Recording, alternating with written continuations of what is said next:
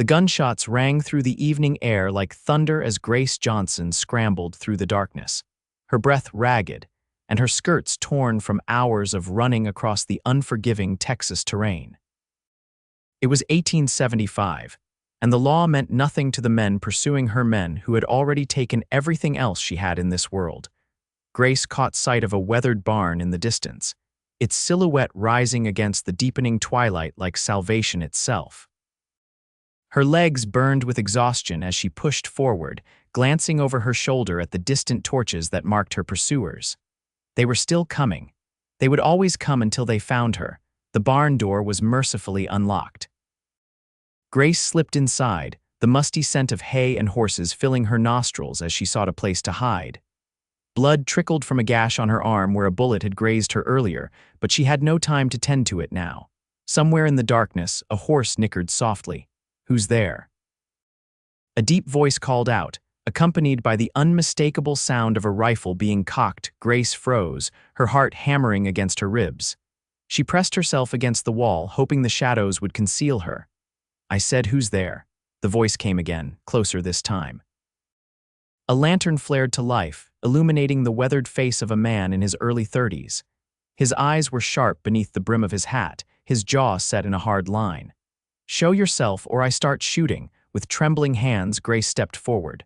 "Please," she whispered, her voice cracking. "They're coming for me. They'll kill me." The man's expression remained stern as he studied her. His gaze lingered on the blood staining her sleeve, then shifted to the door. In the distance, they could both hear the approaching hoofbeats. "Who's after you?" he demanded. "Reeves and his gang," Grace replied, the name alone sending a shiver down her spine. "They killed my father, they burned our ranch, and now—" Her voice faltered. Something in the man's eyes changed at the mention of Reeves. He lowered his rifle slightly. "Get up to the hayloft, now." Grace didn't hesitate. She scrambled up the ladder, wincing as her injured arm protested. Above, she burrowed into the sweet-smelling hay, making herself as small as possible as the sound of riders grew louder outside. Below, the cowboy moved with purpose. He kicked dirt over the few drops of blood she'd left on the floor, then positioned himself casually against a post, rifle resting in the crook of his arm. The barn door crashed open moments later. 3 men entered, their spurs jingling against the wooden floor. The leader, a tall man with a scar running down his cheek, stepped forward. "Evening, Xavier," he drawled. "Been a while." The cowboy Xavier nodded slightly. "Reeves, didn't expect to see you this far west." Grace held her breath. The cowboy knew these men. "We're tracking a girl," Reeves said, his eyes scanning the barn. "Pretty little thing, dark hair, might be injured. Seen anyone like that?" Xavier shook his head. "Been here all day, haven't seen a soul." Reeves studied him for a long moment. "Mind if we look around?" "Actually, I do." Xavier's grip on his rifle tightened almost imperceptibly. "My boss doesn't take kindly to strangers poking around his property. You want to search, come back with the sheriff." One of Reeves' men laughed bitterly. "Sheriff's 3 days' ride from here, and we ain't got time for that." "Not my problem," Xavier replied evenly. "Now, I've got work to finish before sundown, so unless you're buying horses, I suggest you move along." The tension in the barn was thick enough to cut with a knife. From her hiding place, Grace could see Reeves' hand hovering near his pistol.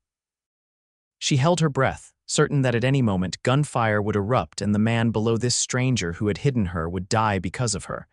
But after what seemed like an eternity, Reeves sneered and turned away. "Fine, but keep your eyes open, Xavier. That girl's worth a lot to me. $100 to anyone who brings her in." "I'll keep that in mind," Xavier said dryly. The outlaws left, the sound of their horses fading into the distance. Still, Grace didn't move. It could be a trick, a way to draw her out. "They're gone," Xavier called up after several minutes of silence. "You can come down now." Cautiously, Grace descended the ladder, her legs shaking so badly she nearly missed a rung. When she reached the ground, she found Xavier watching her with an intensity that made her skin prickle. "Thank you," she whispered. "Don't thank me yet," he replied. "Reeves isn't a man who gives up easily. He'll be back." He gestured to her arm. "Let me see that." Grace hesitated, then extended her injured arm. Xavier examined the wound, his touch surprisingly gentle for hands so calloused. "It's not deep," he said, "but it needs cleaning." He led her to a small room at the back of the barn, a modest living area with a cot, a table, and a stove. Sit. As Xavier gathered supplies, Grace took the opportunity to study him. He was tall and lean, with broad shoulders and the kind of strength that comes from years of hard work. His hair was the color of dark wheat, and despite his stern demeanor, there was something in his eyes, a depth of feeling that made her think he understood pain. "What's your name?" he asked as he returned with a basin of water and clean cloths. "Grace Johnson." "Xavier Thorne." He began cleaning her wound, his movements methodical. "You want to tell me why Reeves is hunting you, and don't spare the details. If I'm risking my neck for you, I deserve the truth." Grace winced as the water stung her cut. "My father had a small ranch north of here. Not much, but it was ours. 3 days ago, Reeves and his men came, said our land was part of a new railway route and the company wanted to buy it." She swallowed hard, fighting back tears. "Father refused. He said the land had been in our family for generations." Xavier's jaw tightened as he wrapped a bandage around her arm. "Let me guess, Reeves didn't take kindly to that. They shot him, right in front of me." Grace's voice was hollow with the memory. "Burned the house down after. I only escaped because I was in the root cellar when they came. They've been tracking me ever since." "That's Reeves' way," Xavier said grimly. "He works for the highest bidder. Right now, that's the railway companies." "You know him," Grace observed. It wasn't a question. Xavier's expression darkened. "We've crossed paths before." He tied off the bandage and stepped back. "You need to rest. You can stay here tonight. Tomorrow we'll figure out what to do." "What if they come back?" Xavier moved to the door, checking his rifle. "Then God help them, because I won't let them take you, not while I'm breathing." The conviction in his voice should have comforted Grace, but it only intensified her guilt. "I can't ask you to risk your life for me. You didn't ask." Xavier's gaze met hers, unwavering. "I'm offering. Now get some sleep, Miss Johnson. You're safe here." As Grace settled onto the cot, exhaustion overtaking her, she wondered what kind of man would stand against Reeves and his gang for a stranger. And she wondered if, come morning, Xavier Thorne would regret his promise. When Grace awoke, sunlight was streaming through the small window of Xavier's quarters. For a moment, she couldn't remember where she was. Then the events of the previous day came rushing back her flight: the outlaws, the barn, and the stern-faced cowboy who had sheltered her. She sat up, wincing at the stiffness in her body. Her arm throbbed dully beneath the bandage. The room was empty, but she could hear movement outside. Cautiously, Grace stood and made her way to the door. Xavier was in the barn, brushing down a magnificent chestnut stallion. His back was to her, and she took a moment to observe him unnoticed. In the daylight, she could see details she had missed the night before: the slight limp in his left leg, the faded scar along his jawline, the way his shoulders carried a weight beyond the physical. "Morning," he said without turning around, startling her. "There's coffee on the stove if you want it." "How did you know I was here?" Grace asked, stepping fully into the barn. Xavier glanced over his shoulder, the ghost of a smile touching his lips. Floorboards creak. "And you breathe loud when you're nervous." Grace flushed. "I'm not nervous. Sure you are, and you'd be a fool not to be." He turned his attention back to the horse. "Reeves has a reputation for getting what he wants. Why did you help me?" The question had been burning in her mind since the night before. "You don't know me. You could have turned me over to them." Xavier was quiet for a long moment, his hands never pausing in their work. "Let's just say I know what Reeves is capable of. And no one deserves that fate, especially not a woman alone."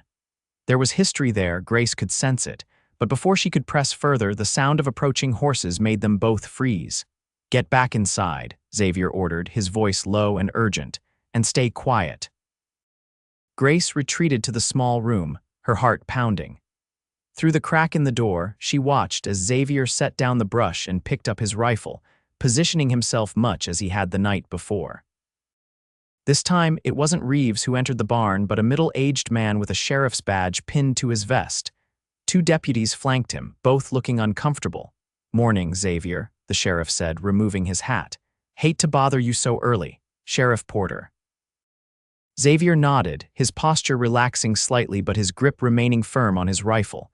"What brings you out this way?" "Got reports of a fugitive in the area. A woman." The sheriff's eyes scanned the barn. Reeves says she killed a man up north, burning his ranch to cover the crime. Grace's blood ran cold. They were twisting the truth, painting her as the murderer rather than the victim. That's so. Xavier's tone was neutral. And you believe Reeves now, Sheriff Porter sighed. What I believe doesn't matter much. Reeves has friends in high places these days. Railway men with deep pockets. He shifted uncomfortably. Look, Xavier, I know you and Reeves have history, but if you're harboring this woman, you're putting yourself in danger. I appreciate the concern, Xavier replied evenly, but as I told Reeves last night, I haven't seen any woman. The sheriff studied him for a long moment. You're a poor liar, Xavier, always have been. He turned to leave, then paused. Whatever you're mixed up in, be careful. Reeves isn't the same man you knew. He's more dangerous now. After the sheriff and his deputies had gone, Xavier entered the small room where Grace was hiding. She stood in the center, trembling with anger and fear. They're saying I killed my father, she said, her voice tight. They're twisting everything. That's Reeves' way, Xavier replied grimly. He'll turn the law against you, make you the villain. Makes it easier for him to hunt you down without interference. What am I going to do? Grace asked, desperation creeping into her voice. I can't run forever, and now even the law is against me. Xavier was quiet for a moment, his expression thoughtful. There's a place about 3 days' ride from here, a small settlement in the mountains. Friend of mine lives there, a woman named Eliza. She takes in people who need to disappear for a while. You'd help me get there. Grace couldn't keep the disbelief from her voice. I made you a promise last night, Xavier reminded her. Said you wouldn't be taken again. I meant it. Grace studied him, trying to understand this man who would risk so much for a stranger. Why Mr. Thorne? What is Reeves to you that you'd stand against him like this? Xavier's expression hardened. That's not a story for today. He moved to a trunk in the corner of the room and began pulling out supplies. We leave at nightfall. Reeves will expect us to move during the day. We'll have better chances in the dark. As they prepared for the journey, Grace learned that Xavier was the foreman of the Circle M Ranch, responsible for the horses and cattle that sustained the operation. The owner, an elderly man named McAllister, was away visiting family, leaving Xavier in charge. It was a position of trust, one that Xavier clearly took seriously. Won't you get in trouble for leaving? Grace asked as they packed provisions. Xavier shrugged. McAllister will understand. He's a good man. As the day wore on, Grace found herself drawn to the quiet strength of the cowboy. He moved with purpose, every action deliberate. When he spoke, his words carried weight. And occasionally, when he thought she wasn't looking, she caught glimpses of a gentleness in him that contradicted his rough exterior. When night fell, they set out on horseback, Grace on a gentle mare named Daisy, Xavier on the chestnut stallion he called Rusty. They kept to the shadows, avoiding the main trails, moving through the darkness like ghosts. We'll head north first, Xavier explained as they rode. Throw them off our trail, then cut west toward the mountains. Grace nodded, though her experience with the wilderness was limited. She had grown up on her father's ranch, but her mother, who had died when Grace was 12, had insisted on raising her as a lady. She could ride, but not with the natural ease that Xavier displayed. They traveled through the night, stopping only when the horses needed rest. By dawn, they had covered considerable ground, and Xavier led them to a small, sheltered grove to make camp for the day. We'll sleep in shifts, he said as he unsaddled the horses. I'll take first watch. Grace was too exhausted to argue. She settled onto the bedroll Xavier had provided, her body aching from the hours of riding. Despite her fatigue, sleep eluded her. Her mind raced with images of her father, of Reeves, of the life she had lost in what seemed like an instant. You should be resting, Xavier said quietly, noticing her open eyes. I can't stop thinking about him, Grace admitted. My father, he died protecting our home, and now they're saying I killed him. Xavier moved closer, sitting on a fallen log near her bedroll. Tell me about him. And so she did. She told Xavier about George Johnson, the stubborn, principled man who had raised her alone after her mother's death. How he had taught her to ride, to shoot, to stand up for what was right. How he had dreamed of expanding their small ranch, not for wealth but to create a legacy that would outlast him. As she spoke, tears streamed down her face, unchecked. Xavier listened in silence, his presence a steady comfort in the wilderness. "He sounds like a good man," Xavier said when she had finished. "The kind this country needs more of." "He was," Grace agreed, wiping her tears. "And I won't let them soil his memory. Somehow I'll clear his name and mine." Xavier nodded, his expression solemn. "We'll find a way. But first, we need to get you to safety." As Grace finally drifted off to sleep, she felt a strange sense of peace despite the danger surrounding them. In this man, this cowboy who had taken her in, she had found not just protection but understanding. And in the vast, unforgiving landscape of the West, understanding was perhaps the rarest treasure of all. The next 3 days blended together in a rhythm of night rides and daytime rest. They encountered no one, which Xavier said was both good luck and good planning. He had chosen a route that avoided settlements and known trails, staying in the wilderness where only the most skilled trackers could follow. On the second night, as they sat by a small, carefully concealed fire, Grace found herself studying Xavier's profile in the flickering light. There was a sadness to him, a history of pain that she recognized because it mirrored her own. "You said you know what Reeves is capable of," she said quietly. "What did you mean by that?" Xavier was silent for so long that Grace thought he might not answer. When he finally spoke, his voice was low, almost a whisper against the night. "5 years ago I had a sister, Hannah. She was young, beautiful, got the attention of a railway man passing through our town. This man wanted her, but Hannah was already promised to another." Grace's heart sank, already anticipating where this story was heading. The railway man hired Reeves to eliminate his competition. Xavier's face was hard in the firelight. "They made it look like an accident, a spooked horse, a broken neck, but I knew. Hannah knew too. She threatened to go to the authorities." He paused, his hands clenching around his coffee cup. "They found her 3 days later in the river." "Xavier, I'm so sorry," Grace whispered, reaching out instinctively to touch his arm. He didn't pull away from her touch. "I tracked Reeves for months after that. Finally caught up to him in a small town in Colorado. We drew on each other." His hand went unconsciously to his left leg, the source of his limp, Grace realized. "I was faster, but his aim was better. I took a bullet in the leg. Would have died if a local doctor hadn't found me. And Reeves, I winged him, not enough to kill, just enough to make him remember me." Xavier's eyes met hers across the fire. "That's why he recognized me at the barn. That's why he was suspicious. He knows I've got reason to want him dead." Grace absorbed this information, understanding now the depth of Xavier's commitment to helping her. It wasn't just kindness, it was a chance for redemption, for justice that had been denied him. "We're not so different, you and I," she said softly, "both haunted by what we've lost."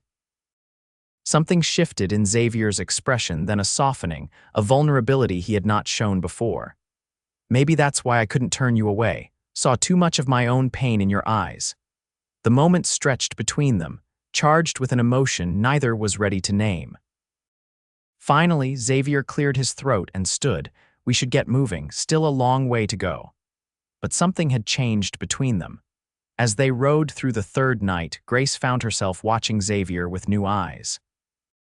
The stern, capable cowboy was still there, but now she saw beyond that to the man beneath a man of deep feeling, of honor, of unhealed wounds.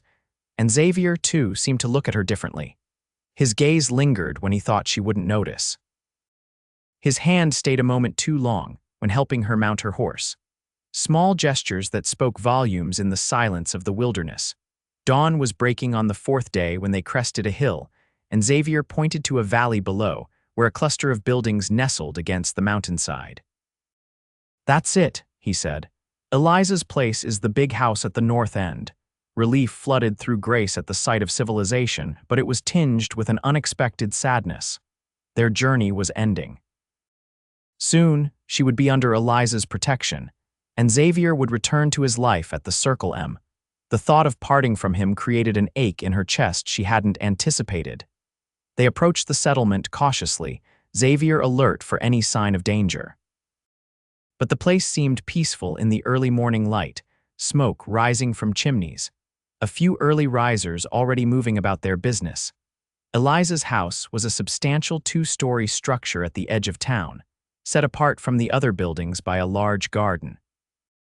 As they dismounted in the yard, the front door opened and a tall, gray-haired woman emerged. "Xavier Thorne," she called, her voice warm with recognition. "Been a long time." "Too long, Eliza," Xavier replied, a genuine smile crossing his face for the first time since Grace had met him. Eliza's sharp eyes moved to Grace. "And who's this you've brought me?" "This is Grace Johnson. She needs a safe place for a while." Eliza studied Grace, her gaze assessing but not unkind. "Reeves," Xavier nodded grimly. "That man," Eliza sighed. "Come inside, both of you." "You look half dead from the trail." Inside, the house was warm and inviting, filled with mismatched furniture that somehow created a cohesive, comfortable whole. Eliza bustled about, preparing food and coffee while Xavier explained Grace's situation in more detail. "He's saying she killed her father and burned their ranch," Xavier concluded. "Got the local law believing it too." Eliza shook her head in disgust. "Typical Reeves, always was a snake." She turned to Grace. "You can stay here as long as you need, child. No one will find you in Haven." "Haven?" Grace questioned. "That's what we call this place," Eliza explained. "It's not on any map, just a collection of folks who needed to disappear for one reason or another. We look after our own here." The relief of finding sanctuary was overwhelming. For the first time in days, Grace felt she could breathe freely. But as she looked at Xavier, who stood by the window gazing out at the town, she realized that safety had come at a price. Their journey was over. He would leave. After they had eaten and rested, Eliza showed Grace to a small but comfortable room on the second floor. "You'll be safe here," she assured her. "Get some sleep. We can talk more later." Exhausted, Grace lay down on the soft bed, but sleep wouldn't come. Her mind was filled with thoughts of Xavier, his quiet strength, his protection, the way his rare smiles transformed his face. In just a few days, he had become important to her in ways she couldn't fully articulate. When she finally descended the stairs hours later, she found Xavier and Eliza deep in conversation at the kitchen table.